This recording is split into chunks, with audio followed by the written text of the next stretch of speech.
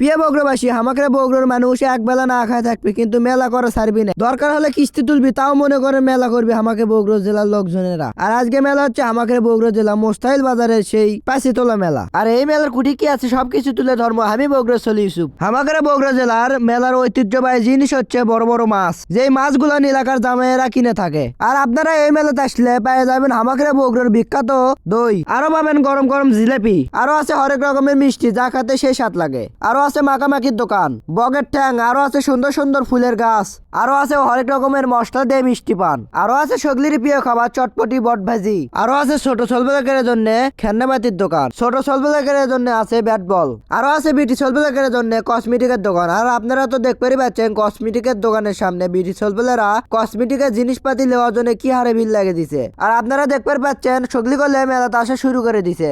আর এদিকে মেলাটা জমজমট ভাবে লাগে গেছে। আর এবার মেলাটা লাগেছে ছোট, আর ছোট লাগছে কৃষক জানেন, এই মেলাটা করলে উপজেলা প্রশাসনের পক্ষ থেকে বন্ধ ঘোষণা করেছে। আর এইদিকে এলাকাবাসী সগলি করলে আত্মীয় স্বজন করক দাওয়াত দিয়ে দিছে। আর যেহেতু আত্মীয় স্বজন করক সগলি দাওয়াত দিয়ে দিছে, তাই আর দাওয়াত তো ফেরত দেওয়া যায় না। তাই এখন ছোট পরিসরে আস্থার দুই ধার দিয়ে ছোট করে মেলাটা লাগিছে।